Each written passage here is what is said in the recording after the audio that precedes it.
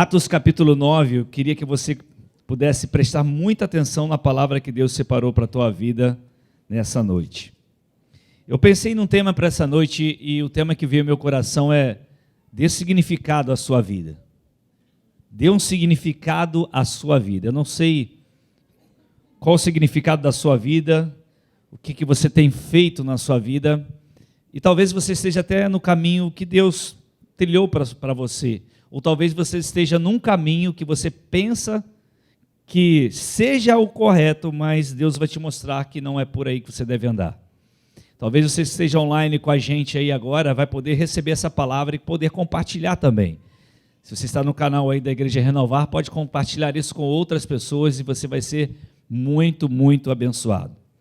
Atos capítulo 9, a partir do versículo 1, diz assim a palavra de Deus. Vamos ler para a gente poder ver essa história aí? Fala sobre a conversão de Saulo. Enquanto isso, Saulo ainda respirava ameaças de morte contra os discípulos do Senhor. Dirigindo-se ao sumo sacerdote, pediu-lhe cartas para as sinagogas, foi o que nós ouvimos aqui agora, de Damasco, de maneira que, caso encontrasse ali homens ou mulheres que pertencessem ao caminho, pudesse levá-los presos para Jerusalém. Em sua viagem, quando se aproximava de Damasco, de repente, brilhou ao seu redor uma luz vinda do céu. Ele caiu por terra. Primeira coisa que eu quero te lembrar aqui, não tem cavalo nessa história. Tá, queridos? Na Bíblia não fala, não tem cavalo. Paulo caiu do cavalo, não tem cavalo nessa história. Tá bom? Paulo não caiu de cavalo nenhum. Tá? Poderia até estar a cavalo? Poderia, mas a Bíblia não fala disso, tá bom? Só para a gente poder entender.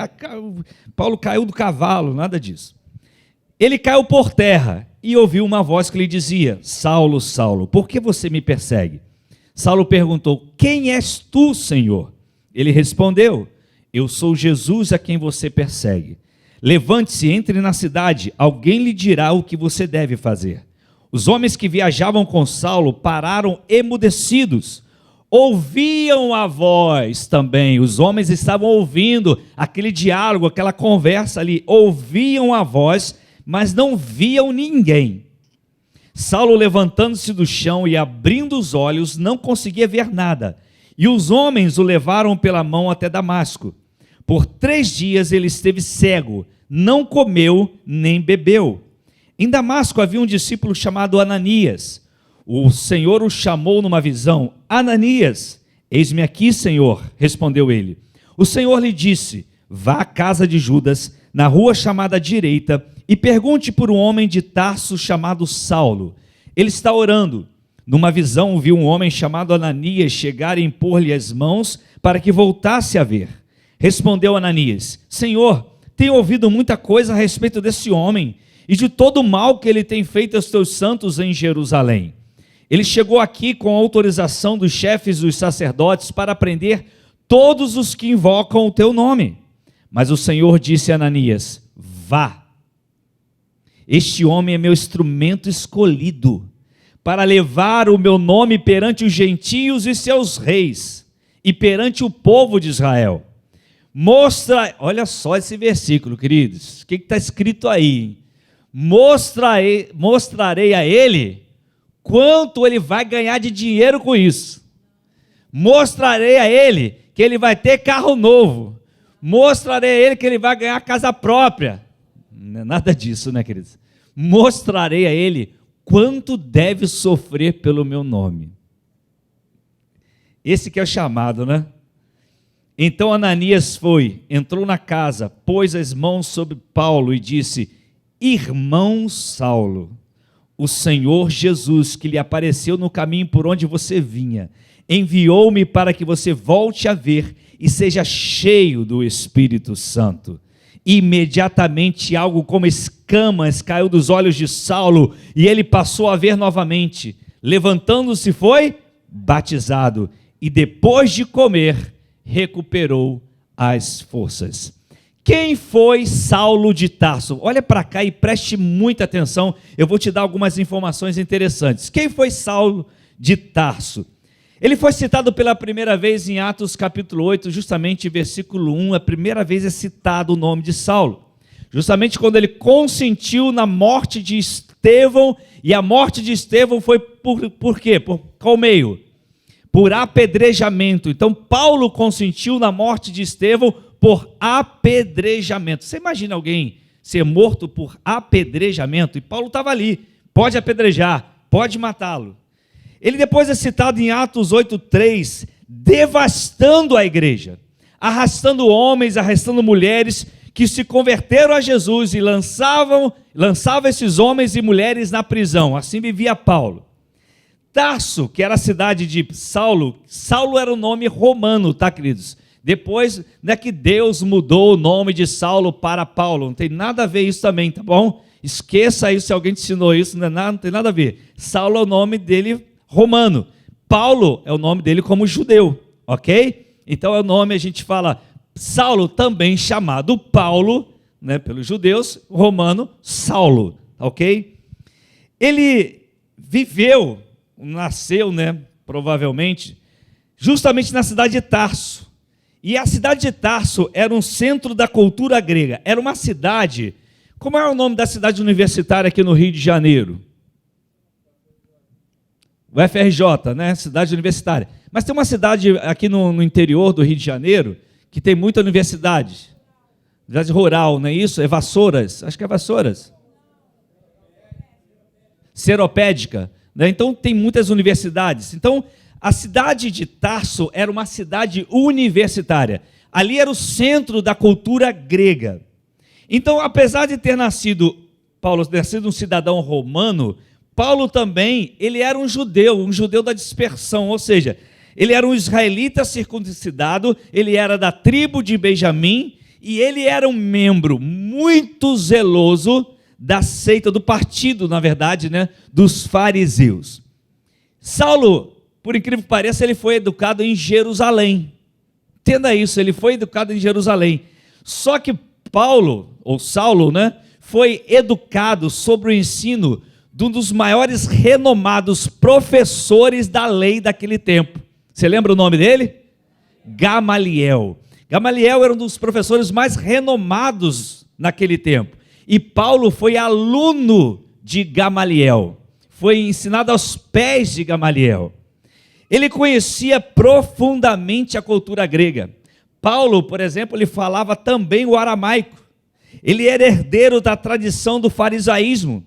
Paulo era um exemplar observador da lei. Ele era um daqueles mais avançados no judaísmo do que os seus contemporâneos, os jovens ali da sua época. Ele era muito, muito avançado.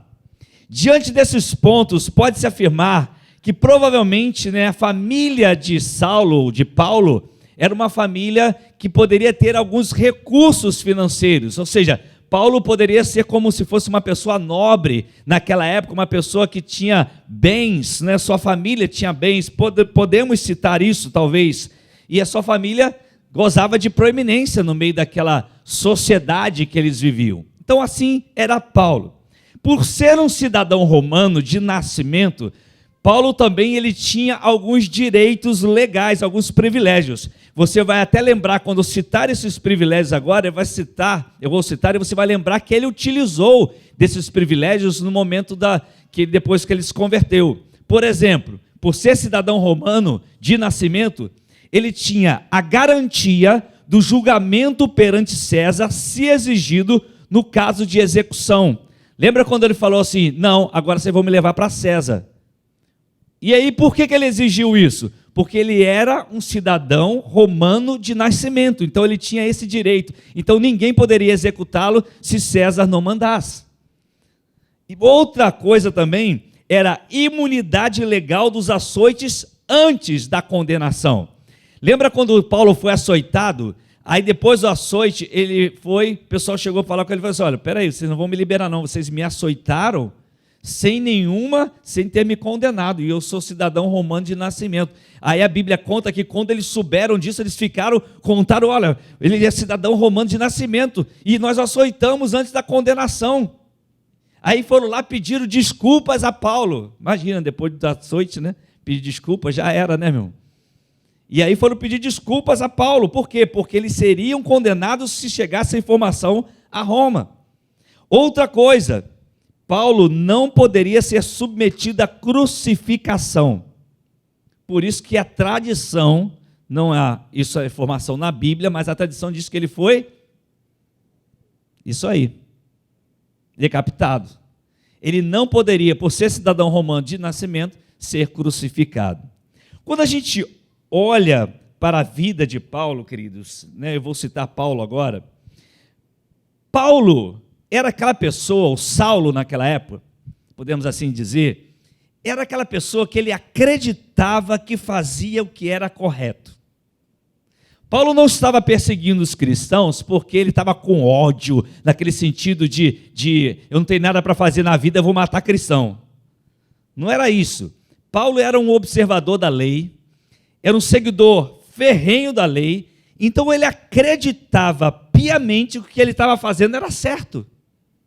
Ele acreditava que temos que derrubar essa seita aí, esse tal do caminho, isso tem que ser destruído.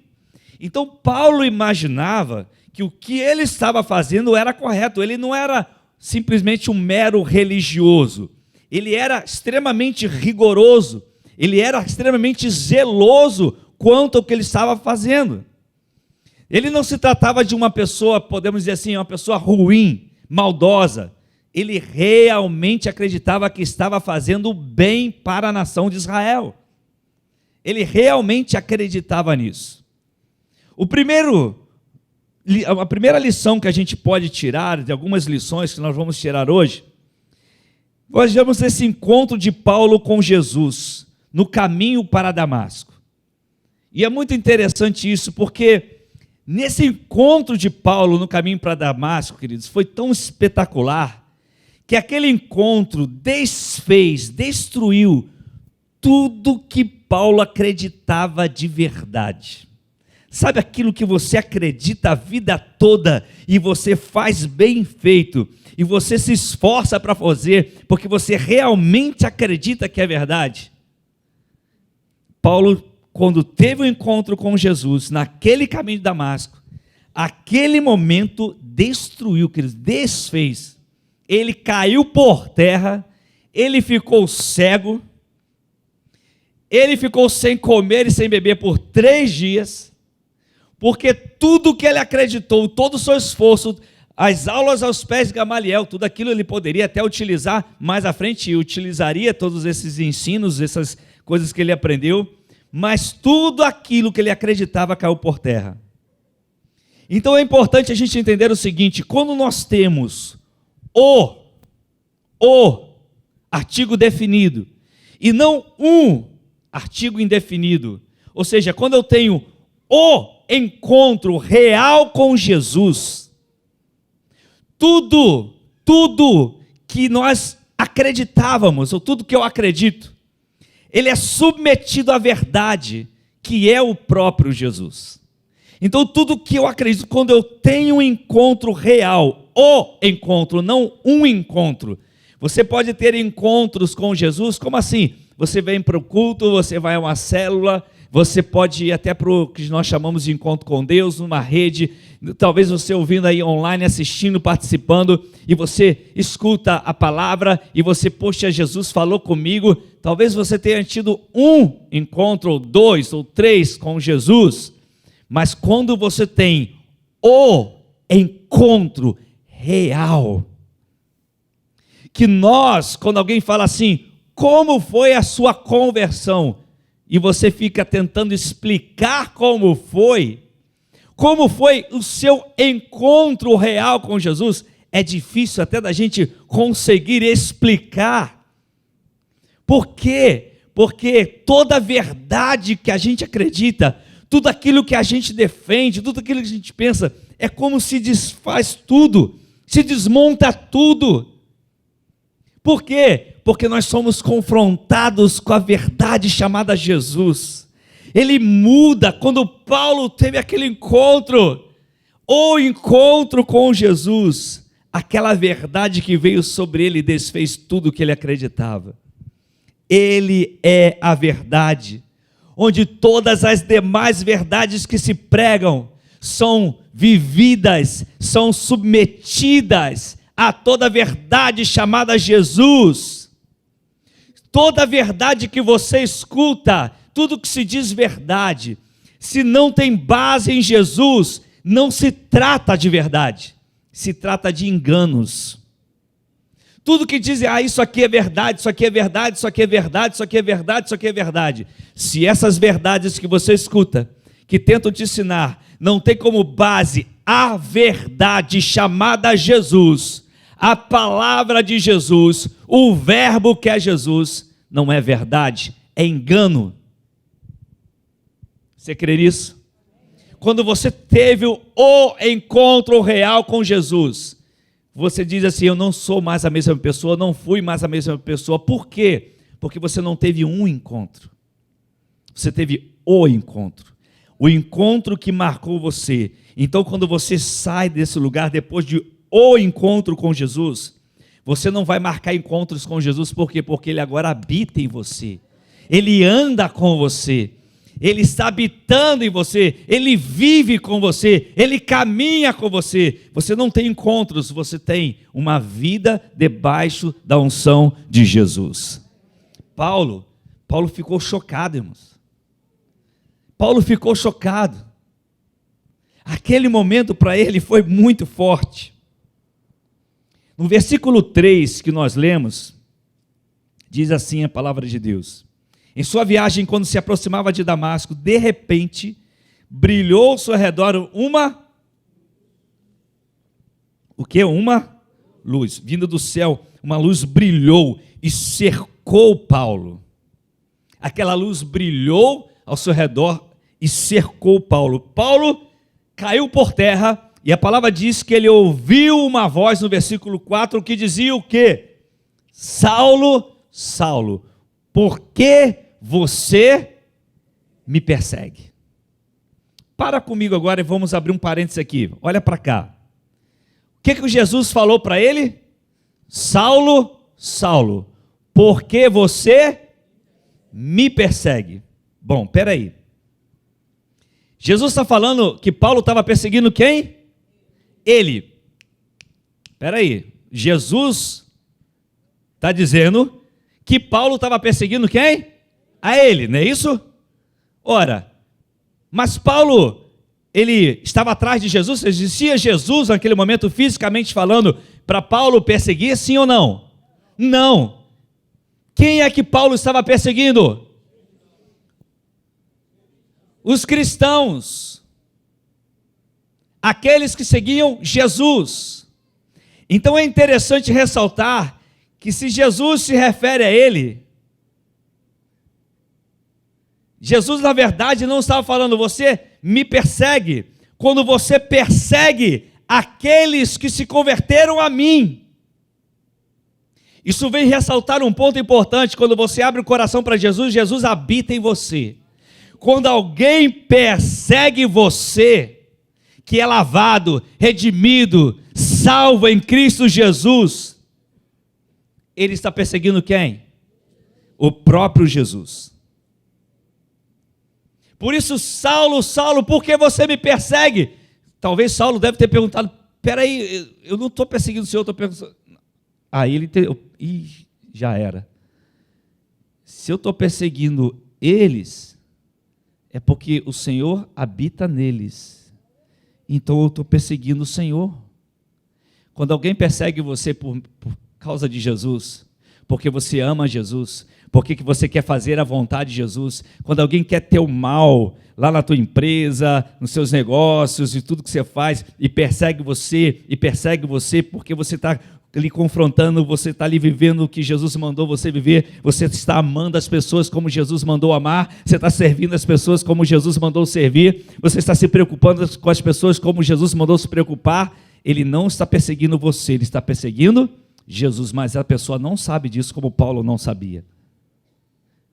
Só que ele comprou uma briga com Jesus. Se tem alguém perseguindo você e você está fazendo a vontade de Deus, ele comprou uma briga com Jesus. E aí não tem jeito, vai cair por terra, meu irmão.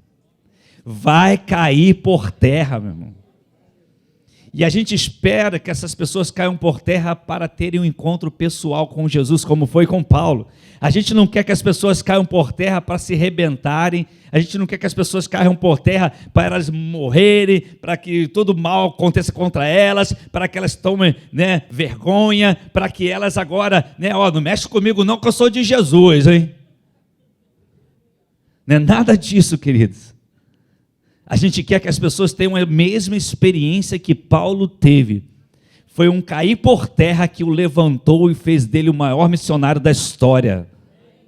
Então tem muita gente que te persegue que talvez vai ser o maior missionário da história. Tem muita gente que vai atrás de você que está te perseguindo, que talvez vai ser um pastor, um líder de célula, um discipulador, um servo de Deus fiel. Aonde você trabalha, você está pensando, esse aí não tem jeito, mas é esse que Deus vai escolher, porque ele fez assim com Paulo. Você está entendendo isso, querido? Amém? Então dê um aplauso a Jesus bem forte. Aleluia! Então não se preocupe. Se tem alguém perseguindo você e você está vivendo segundo, deixa eu te explicar, vivendo segundo os princípios de Deus e alguém está perseguindo você, a quem ele está perseguindo? Jesus. Porque foi Jesus, não sou eu que estou dizendo não, tá? Foi Jesus que contou essa história para Paulo. Paulo, por que você me persegue? O que Paulo viu ali? Ele viu uma luz e ouviu uma voz. É isso que é o poder da palavra de Deus. A palavra de Deus é luz e voz. A Bíblia diz que Jesus é o verbo, a palavra. Então quando nós lemos, quando nós meditamos, quando nós praticamos essa palavra, ela é luz para nós e é a voz de Deus sobre nós. Lâmpada para os seus pés, ou lâmpada para os meus pés, é a tua palavra, e luz para os meus caminhos. Salmo 119, verso 105. Romanos capítulo 10, olha só, coloca para a gente aí Romanos 10, 17.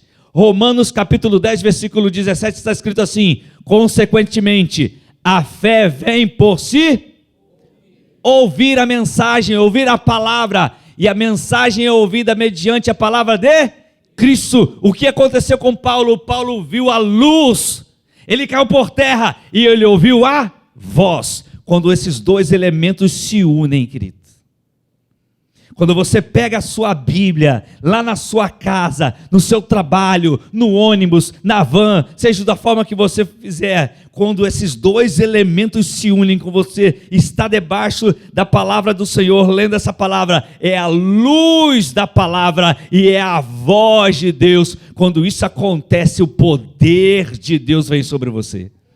Você talvez não, a gente tem aquela história de achar que poder de Deus, eu tenho que me arrepiar, eu tenho que tremer, eu tenho que não sei o que, dar salto e não sei lá, falar em línguas e aquela coisa toda. Você está lendo ali a palavra quietinho no ônibus, ouvindo a palavra, está ali a luz, é a voz, é o poder, é o poder, é o poder, é o poder, é o poder de Deus sobre você. Então quando você se submete, quando nos entregamos à luz e à voz de Jesus, nossa vida vai encontrar o significado, nossa vida vai encontrar o propósito. Foi neste encontro que Saulo conheceu a Jesus. Quando ele ouviu a voz de Jesus, no versículo 5 vai dizer, Saulo perguntou, quem és tu, Senhor? Ele respondeu, filhão, eu sou Jesus. Eu sou Jesus. Aí dá de novo, a quem você está perseguindo, meu filho? E o interessante é que os homens que estavam com Saulo naquela hora também estavam ouvindo a voz, ouviram a voz, só não viam ninguém. Jesus disse a Saulo, eu sou Jesus a quem você persegue. Aí vem o versículo 6 e diz uma outra lição para nós, e é a última que eu quero deixar com você. Levante-se, entre na cidade. E aí Jesus vai dizer para Paulo assim, alguém lhe dirá o que você deve fazer. Olha que interessante o que Jesus diz. Para comigo aqui e veja, querido, o versículo. Simples, mas é interessante você ver o que Jesus manda Paulo fazer. Levante-se, entre na cidade e alguém lhe dirá o que você deve fazer.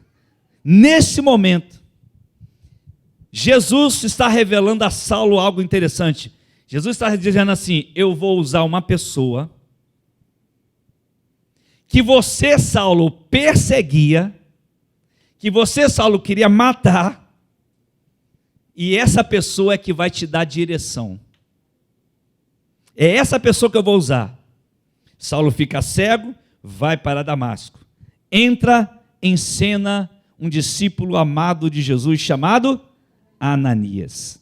Ananias era aquele discípulo fiel de Jesus, mas Ananias também tinha o quê? Medo.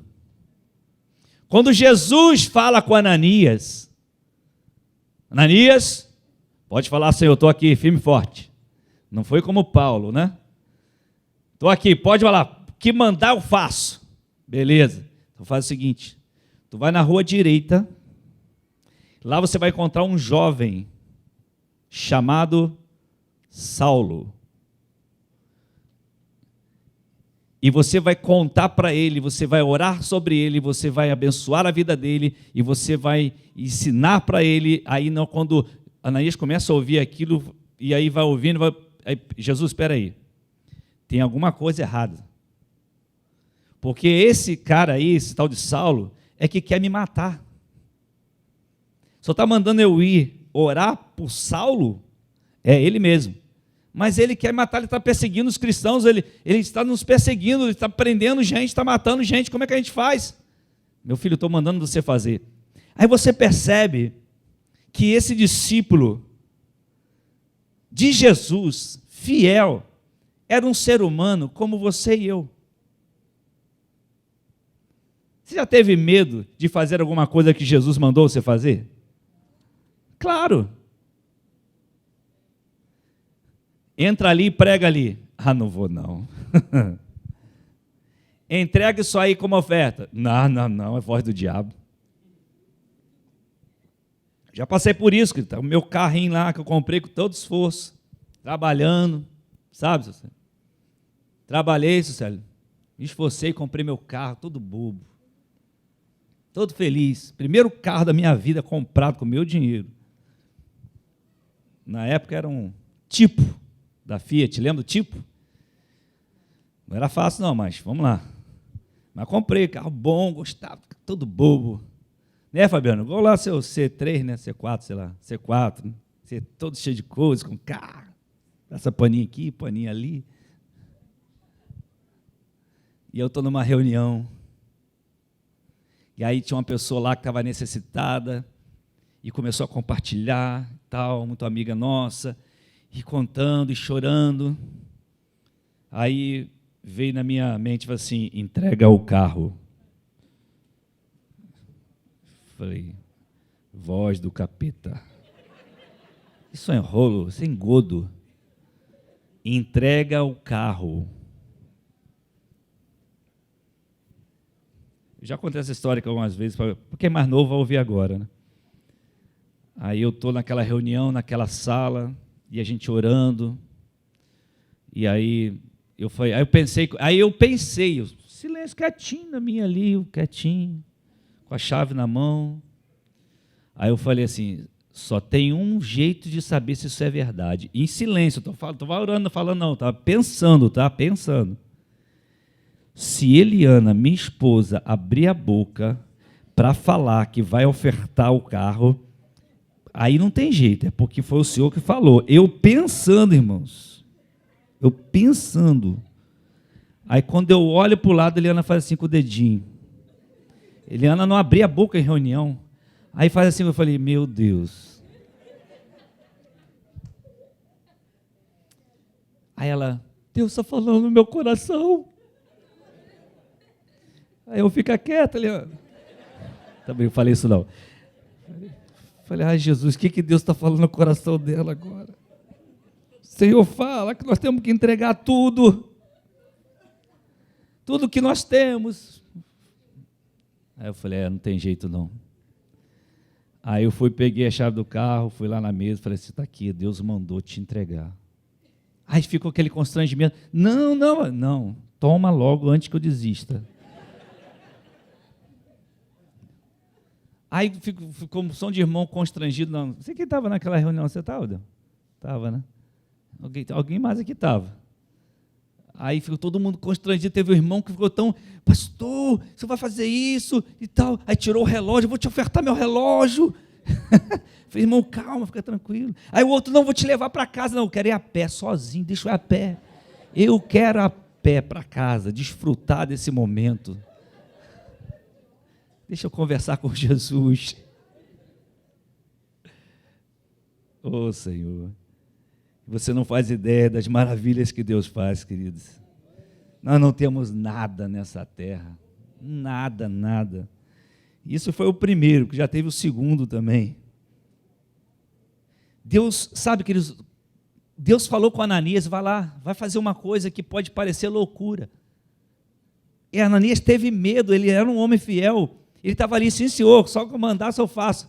Mas às vezes você sente isso. Assim como Ananias sentiu.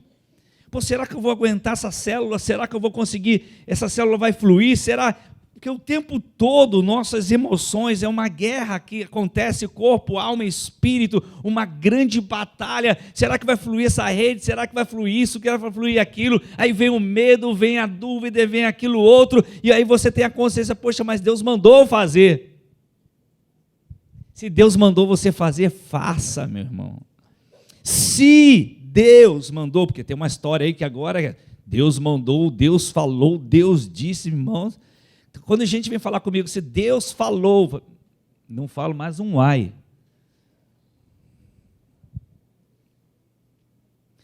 Você sabe por que nós pedimos para as pessoas se manifestarem publicamente? Pois decidiram, diante dessa luz e da voz de Jesus, receberem Jesus como Senhor e Salvador. Sabe por que nós fazemos isso? Quando a gente chega aqui, fala assim: quem quer hoje voltar aos caminhos do Senhor? Quem quer hoje receber Jesus como Senhor e Salvador? Sabe por que nós fazemos isso? Para você que está aí online também, sabe o porquê disso? Justamente porque nós queremos ser como Ananias foi na vida de Saulo. Assim como Ananias não era perfeito, nós também não somos perfeitos. A gente também sente medo. A gente também passa por lutas. Mas Deus fala: cuida, ajuda. É justamente porque nós queremos ajudar você com seus próximos passos. Nesses momentos, é nesse momento que nós somos como um Ananias. Diga assim: eu sou um Ananias. Não, mas fala direito, meu irmão. Eu sou Ananias nessa geração. Você vai orar por muita gente que você vai impor as mãos e as escamas vão cair dos olhos, e aquele que não enxergava vai enxergar aquilo que Deus tem para a vida deles. Mesmo com tuas fragilidades, com minhas fragilidades, você vai impor as mãos. Por quê? Porque foi o Senhor quem mandou. Deus não usa gente forte, Deus usa gente que se submete à sua vontade. São essas pessoas que Deus usa. Então, assim como Saulo, ele cria que o que fazia era o significado especial para a sua vida, ele cria realmente que aquilo era muito especial, mas não era a verdade de Jesus para a sua vida. Pode ser que você hoje viva essa realidade. Tem muita gente num desespero. Sabe que esse mundo vai atraindo para tantas coisas. Tem gente que vai para um canto e vai atrás de religião, se submete a coisas terríveis, às vezes em muitas religiões, a fazer atos terríveis, né? Derramando tantas coisas, bebendo, comendo, fazendo tudo isso. Por quê? Qual é o objetivo? Porque ele está em busca de algo para essa terra. Enquanto nós somos cristãos, quem teve o encontro real com Jesus, não olha mais para essa terra. Ele vê essa terra como uma oportunidade da proclamação do Evangelho, mas os seus olhos estão lá, na glória do Senhor. É ali que estão nossos olhos fixados. Você pode conquistar muitas coisas nessa terra se Deus permitir, mas teu coração está lá na glória do Senhor. Você pode não conquistar nada nessa terra, mas teu coração está lá na glória do Senhor. Eu creio que hoje a luz e a voz de Deus te cercaram. Só que a decisão é sua, é pessoal. É você que faz essa escolha, é voluntária. Jesus tem vida para você, e Jesus tem vida, e vida de qualidade para você, vida em abundância. E eu ouvi uma coisa, eu vou encerrar agora, eu ouvi uma coisa essa semana, talvez você tenha escutado também, de um pastor ele falando o seguinte: há 4 palavras, há 4 tipos de vida que a Bíblia apresenta. 4 tipos de vida. Primeiro é a vida física, a palavra vida aparece na Bíblia como vida física, bios, a vida física. A segunda palavra, a segunda ideia é cronológica, lá no original é reliquia, é uma ideia de cronologia, a vida no sentido cronológico. A terceira é o psique, que é o emocional, nossas emoções. É o tipo de vida que a Bíblia também apresenta, fala sobre a nossa vida, as nossas emoções. E há um 4º tipo de vida que a Bíblia apresenta. E essa é a palavra, no original é zoe. Só que a palavra zoe significa a vida de Deus. Quando Jesus fala, eu sou o caminho, a verdade e zoe. Eu sou a vida de Deus. Eu não sou seu psique, não sou a vida física, eu não sou só suas emoções, eu sou a vida plena. Quando você abrir o coração para Jesus, o zoe, ou seja, a vida de Deus veio sobre você. Quando Paulo estava naquele caminho de Damasco, ele vivia uma vida que ele acreditava, uma vida que para ele era verdade. Mas quando veio a luz e a voz e a unção, ou seja, são os elementos que vêm e tratam e trazem o poder de Deus, a luz veio, caiu por terra, veio logo a voz: Saulo, Saulo, quem és tu, Senhor? Eu sou Jesus. A vida de Deus se apresentou a ele, e a vida de Deus entrou nele. Então aquela vida que ele vivia, que era no físico, na força do braço, nas emoções, aquilo tudo que ele contava, que eu vou realizar muitas coisas e eu vou ser bem quisto, ou seja, vou ser muito famoso, um fariseu muito famoso, tudo aquilo caiu por terra naquela hora. Por quê? Porque a vida de Deus entrou nele. Quando a vida de Deus habita em você, independente de você ter a conta cheia, a conta vazia, a vida de Deus está em você. Você supera, você vence, você conquista, você passa por cima dessas coisas, você vai superar cada luta, cada batalha, cada coisa que vier contra você. Por quê? Porque Zoe, vida de Deus, está em você. Eu sou o caminho, a verdade e o Zoe, a vida. Eu sou a vida. Aleluia. Você quer dar significado à sua vida? Tem a vida de Deus em você, porque toda a verdade que você acredita só tem uma base chamada Jesus Cristo de Nazaré. Aleluia! Você pode aplaudir a Jesus, você pode ficar de pé no seu lugar, querido, em nome de Jesus. Você pode aplaudir mais forte ainda a Ele, glorificar a vida de Deus que está em você. Abra sua boca, exalte, glorifique, não para não, diga, diga, diga, diga.